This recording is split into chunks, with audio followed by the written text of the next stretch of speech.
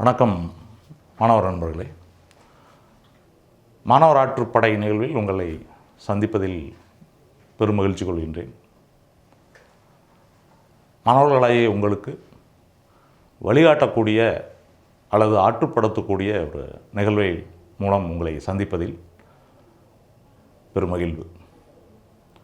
ஆற்றுப்படுத்துதல் என்றால் வழிகாட்டுதல் அல்லது ஆலோசனைகளை கூறுதல்.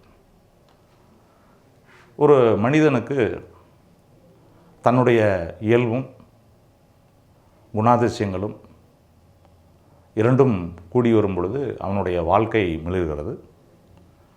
இது ரெண்டு விஷயத்தை உங்கள்கிட்ட பகிர்ந்துக்கிறதுல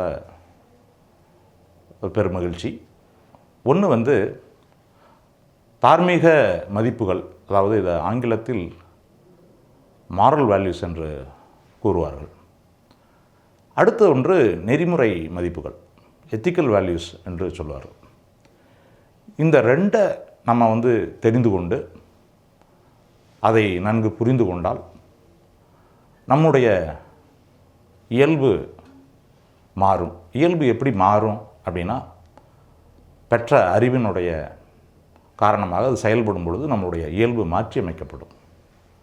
இயல்பு மாறிச்சு அப்படின்னா என்ன நடக்கும் அப்படின்னா, நம்மளுடைய நடத்தைகள் மாறிடும், பிஹேவியர்ஸ் மாறிடும். பிஹேவியர் மாறிச்சுன்னா என்ன நடக்கும்? வாழ்க்கையே மாறிடும். வாழ்க்கையே நல்ல ஒரு திசையை நோக்கி போகும். இப்போ ரெண்டு விஷயத்தில் மொதல் விஷயத்தை நான் உங்களுக்கு சொல்கிறேன். ஒன்று தார்மீக மதிப்புகள், அது ஆங்கிலத்தில் ஏற்கனவே சொன்ன மாதிரி அதை மாரல் வேல்யூஸ் என்று சொல்கிறோம். தார்மீக மதிப்புகள் அப்படின்னா என்ன அப்படின்னா, நம்ம வாழ்க்கையில் இந்த விஷயம் சரி, இது தப்பு, இது செஞ்சால் நல்லது, இது செஞ்சால் கெட்டது அப்படிங்கிறது தான் தார்மீக மதிப்புகள். இப்போ இந்த தார்மீக மதிப்புகள் ஒரு கதை மூலம், என்னுடைய வாழ்க்கையில் நடந்த ஒரு இன்சிடெண்ட் மூலம் உங்களுக்கு நான் சொல்ல விரும்புகிறேன். சிறிய வயதில் பார்த்திங்கன்னா எனக்கு கணிதம் அந்த அளவிற்கு வராது. பயிற்சி கணக்குகளை என்னுடைய ஆசிரியர் கொடுப்பாங்க. எனக்கு தெரியாது, வீட்டு பாடம் பயிற்சி கணக்குகள் போட தெரியாது. என் பக்கத்து வீட்டு நண்பர்கிட்ட வாங்கி தான் அதை காப்பி அடித்து போட்டு அடுத்த நாள் கொண்டாந்து நான் கொடுப்பேன். இது நடந்துக்கிட்டே இருந்தது. ஒரு காலகட்டத்தில் ஒவ்வொரு நாளும் காப்பி அடித்து கொண்டு போய் கொடுக்குறோமே, நம்ம டீச்சரை ஏமாத்துறோமே, இதனால் என்ன பிரயோஜனம் நமக்கு? நம்ம கணக்கும் தெரியல, டீச்சரையும் ஏமாத்துகிறோம், எப்படி பரீட்சையில் போய் நம்ம இந்த கணக்கு வந்தால் எப்படி போட முடியும் அப்படின்ற மாதிரி ஒரு எண்ணம் ஏற்பட்டது. உடனே என்ன பண்ணேன், அந்த பக்கத்து வீட்டு நண்பர்கிட்ட நான் கேட்கும்போது அவர் என் மேலே இறக்கப்பட்டு கொடுத்துருவார். இப்போ இரக்கம் அப்படிங்கிறதும் இந்த இடத்துல பார்த்திங்கன்னா ஒரு தார்மீக மதிப்புகளில் தான் வருது. என் மேலே இறக்கப்பட்டு அவர் கொடுத்துறாரு. இப்போ இந்த சூழ்நிலையில் பார்த்திங்கன்னா, என்னுடைய சக மாணவர், வகுப்பு மாணவர்கிட்ட ஒருத்தர் கணிதத்தில் 100க்கு 100 இருக்கக்கூடிய மாணவர். அவர்கிட்ட போய் நான் கேட்டேன், இந்த மாதிரி நான் காப்பி அடித்து தான் போட்டுக்கிட்டு இருக்கேன், எனக்கு கொஞ்சம் மெதுவாக கணிதம் சொல்லி கொடுத்தீங்கன்னா லஞ்ச் டைமில் நான் கற்றுக்குவேன்ல, பரீட்சையில் நானும் எழுதிடுவேன், வீட்டு கணக்குகளையும் நான் காப்பி அடிக்க மாட்டேன், நீ சொல்லிக் கொடுக்குறியப்பா அப்படின்னு. தாராளமாக சொல்லிக் கொடுக்குறேன்டா, வாடா லஞ்ச் டைமில் சீக்கிரமாக சாப்பிடு, வா நான் உனக்கு சொல்லித்தரேன் அப்படின்ற மாதிரி சொன்னார். லஞ்ச் டைமில் சீக்கிரமாக சாப்பிட்டுட்டு அவர்கிட்ட கணிதம் கற்றுக்கிட்டேன். மெதுவாக நான் ஸ்லோ லேர்னர் அப்படிங்கிறதுனால அடிப்படை ஸ்லோவாக சொல்லி கொடுத்தா எனக்கு புரியும். ஆனால் வகுப்பறையில் அந்த ஒரு சூழல் இருக்காது இல்லைங்களா. எல்லா மாணவர்களும் ஒரே டிஃப்ரென்ஸ் இருக்கும், அவங்க கற்றுக்கக்கூடிய அந்த ஸ்பீடு. அதனால் ஆசிரியர்களால் அது கம்ப்ளீட்டாக பண்ண முடியாத ஒரு சூழலில் நான் அந்த மாணவர்கிட்ட கற்றுக்கிட்டேன். இப்போ அந்த மாணவர் நான் கணிதம் அந்த லஞ்ச் டைமில் ஒரு விளையாடக்கூடிய டைமில் என்ன பண்ணுறாரு அப்படின்னா, என் மீது அனுதாபம் கொள்கிறார். அனுதாபம் அப்படின்னா என்னென்னா எம்பதி அப்படின்னு சொல்கிறோம் நம்ம ஆங்கிலத்தில். இது அதாவது இப்போ நம்ம கணக்கு தெரியலனா என்ன நடக்கும் அப்படின்ட்டு என்னுடைய ஆளுமைக்குள்ள அவர் இந்த இவனுக்கு எதனாலும் செய்யணும் அப்படின்ட்டு அவர் எனக்கு கணிதத்தை கற்றுக் கொடுத்தார். கணிதத்தில் நான் ஏறக்குறைய ஒரு ஆவரேஜ் மார்க் ஒரு 60 மார்க் எடுக்கக்கூடிய அளவில் நான் வந்துட்டேன். இப்போ இந்த இடத்துல வந்து பார்த்திங்கன்னா அடுத்தது வந்து பயிற்சி கணக்குகள் இது எல்லாமே வந்து நானே போட ஆரம்பித்தேன். கணிதம் எனக்கு வந்து தெரிய ஆரம்பிச்சது. இப்போ இங்கே வந்து பார்த்திங்கன்னா இது ஒரு இன்சிடெண்ட், என்னுடைய வாழ்க்கையில் நடந்த இன்சிடெண்ட். இப்போ இங்கே வந்து இறக்கப்பட்டு பக்கத்து வீட்டு நண்பர் வந்து கொடுக்கக்கூடிய இதை வந்து காப்பி அடிக்கிறேன், அவர் இரக்கம் படுறாரு. ஆனால் சகமானன்ட்டு நீ எனக்கு வந்து கற்றுக் கொடு கணிதத்தை அப்படின்னு கேட்கும்போது அனுதாபம் அவருக்கு வந்து பிறக்குது. அதற்கு அடுத்தது ஒரு காலகட்டத்தில் இது தப்பு அப்படின்னு நான் உணர்ந்தேன். காப்பி அடித்து கொண்டு போய் கொடுக்கறது தவறு, நம்ம வந்து மாற்றிக்கணும் அப்படின்ட்டு, இது நல்லதில்லை இது கெட்டது அப்படின்ட்டு வந்து புரிந்து கொள்ளக்கூடிய ஒரு சூழல். அதுக்கப்புறம் நான் ஒரு உதவி கேட்கும்போது எனக்கு வந்து உதவிகள் வந்து கிடைக்குது.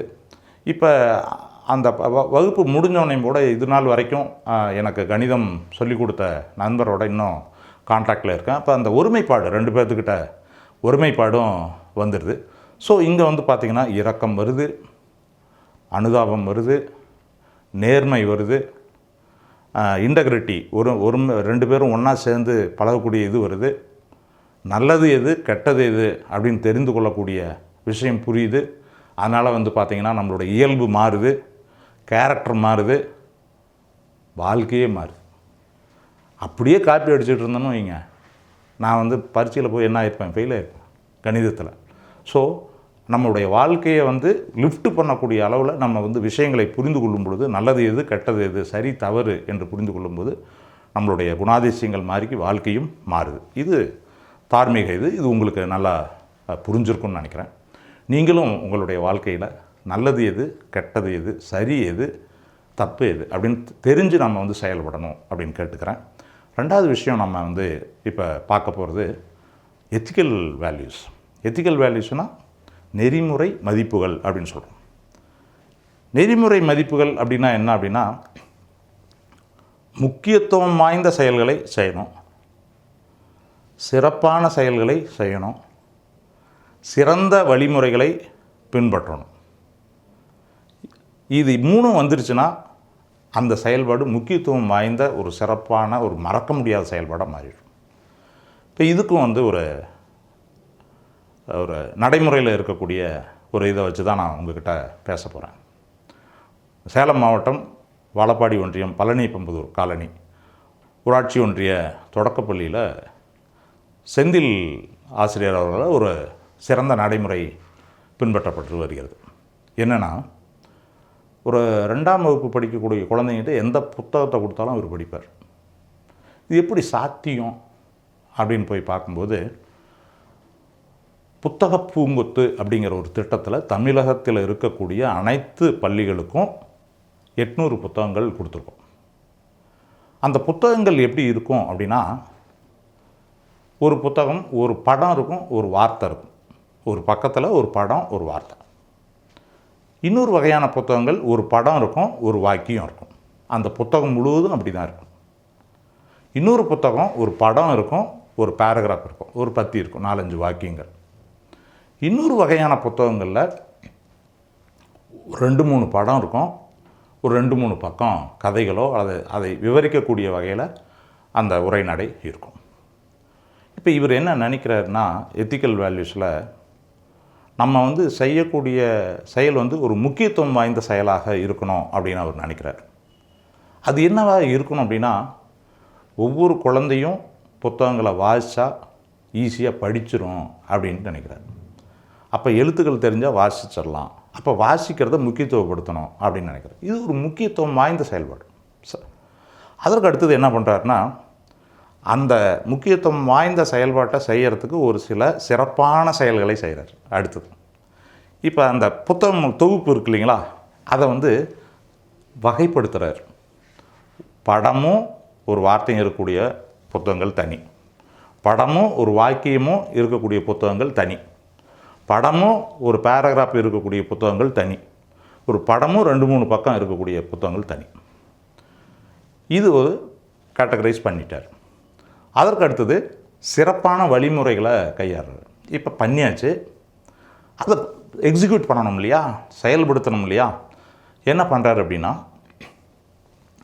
அந்த வந்து சேரக்கூடிய 1ஆம் வகுப்பு மாணவர்களுக்கு அந்த ஒரு படமும் ஒரு வார்த்தையும் இருக்கக்கூடிய புத்தகங்களை கொடுத்துட்றது. அது கொஞ்சம் மேலே இருக்கக்கூடிய ஒரு படமும் வாக்கியமும், அடுத்த நிலையில் இருக்கக்கூடிய மாணவர்கள் படமும் பத்தியும், அடுத்தது படமும் 2-3 பக்கம் இதை கொடுத்து பழக்கிறார் முதல்ல. அதற்கு அடுத்தது மிகச்சிறந்த வாய்ப்புகளை பயன்படுத்துறது. இப்போ இங்கே என்ன பண்ணுறாரு அப்படின்னா, லஞ்ச் டைமில் சாப்பிட்டதுக்கு அப்புறம் சீனியர் மாணவர்களை கொண்டு ஜூனியர் மாணவர்களுக்கு கைட் பண்ண வைக்கிறது. அந்த கொரிடார் ஃபுல்லாக வந்து பார்த்திங்கன்னா குழந்தைங்க நம்ம போய் பார்த்தோம்னா எல்லாமே ஒரு புத்தகமும் கையுமா இருக்கும். ஒரு 1ஆம் கிளாஸ் பையனுக்கு ஒரு போர்டில் எந்த ஒரு வார்த்தையை நம்ம புதிதாக எழுதி போட்டாலும் அவர் படிப்பார். ஸோ இதை 3 நம்ம மெர்ஜ் பண்ணும்போது அவங்க வந்து இப்போ என்ன நிலையில் இருக்கிறாங்க அப்படின்னா, ஒரு பாடத்தை திருவிழா அப்படிங்கிற பாடத்தை சொல்லுப்பா அப்படின்னா அப்படியே உள்வாங்கி காம்ப்ரிஹென்சிவ் முழுமையாக அந்த பாடத்தை படிக்காமே சொல்லிடுவாங்க. இப்போ அந்த அளவுக்கு அந்த குழந்தைங்களுடைய கெப்பாசிட்டி வளர்ந்துருக்கு. இப்போ இதை தான் வந்து என்னென்னா நெறிமுறை மதிப்புகள் அப்படின்னா, முக்கியத்துவம் வாய்ந்த செயல்களை செய்யணும். நம்ம பள்ளிக்கூடத்துக்கு எதுக்கு வரோம்? படிக்கிறதுக்கு வரோம். அதை நம்ம செய்கிறோமா? அதற்கு அடுத்தது மிகச்சிறந்ததை செய்யணும், சரியானதை செய்யணும். நமக்கு வாசிக்க தெரியணும், படிக்க தெரியணும், கணக்கு போட தெரியணும், ஆசிரியர்கள் கொடுக்கக்கூடிய வீட்டு பாடங்களை செய்யணும், தொடர்பணிகளை செய்யணும். இதை நம்ம செய்யணும். அழகு தேர்வு நடந்தால் அதை நம்ம வந்து படிச்சுட்டு வரணும். வாய்ப்புகளை பயன்படுத்தணும். என்னென்ன எப்பப்போ நமக்கு வந்து டைம் கிடைக்குதோ அந்த டைமை வந்து நம்ம பயன்படுத்தணும். சக மாணவர்களுக்கு நமக்கு தெரியாத விஷயங்கள் தெரியுதுன்னா அவர்கிட்ட கேட்கணும், ஆசிரியர்கிட்ட கேட்கணும். இப்போ இந்த மாதிரி வந்து நம்ம பண்ணும்போது மிகச்சிறந்த நெறிமுறையை சரியாக பயன்படுத்தும் போது எந்த ஒரு செயலும் சிறப்பானதாக மாறி முக்கியத்துவம் வாய்ந்ததாக மாறிடும். ஸோ இந்த நெறிமுறை மதிப்புகள் நம்ம வாழ்க்கையை டோட்டலாக லிஃப்ட் பண்ணுறதுக்கு, பெரிய அளவில் நம்மளை வந்து உயர்த்துவதற்கு மிகச்சிறந்த விஷயமாக இருக்குது. ஸோ மாணவர்களாகிய நீங்கள் இந்த 2 மதிப்புகள், தார்மீக மதிப்புகளையும் நெறிமுறை மதிப்புகளையும் நீங்கள் கொஞ்சம் அனலைஸ் பண்ணிவிட்டு, நம்ம என்ன பண்ணிகிட்ருக்குறோம், பள்ளிக்கூடத்துக்கு வந்து என்ன பண்ணுறோம், வாழ்க்கையில் என்ன பண்ண போகிறோம், இந்த மாதிரி நீங்கள் வந்து செல்ஃபாக சுயமாக பகுத்தாராய்ந்து பார்க்கும்போது உங்களுடைய இயல்பு மாறிடும், உங்களுடைய குணாதிசயங்கள் மாறிடும். எதை நோக்கி நம்ம வந்து செல்ல வேண்டும் என்ற ஒரு லட்சியம் உங்கள்கிட்ட பிறந்துடும். லட்சியத்தை செயல்படுத்தக்கூடிய சக்தி உங்கள்கிட்ட வந்துடும். ஸோ இந்த 2 விஷயங்களையும் நீங்கள் வாழ்க்கையில் கடைபிடிக்கணும் அப்படின்னு கேட்டுக்கிட்டு விடைபெறுகின்றேன். நன்றி, வணக்கம்.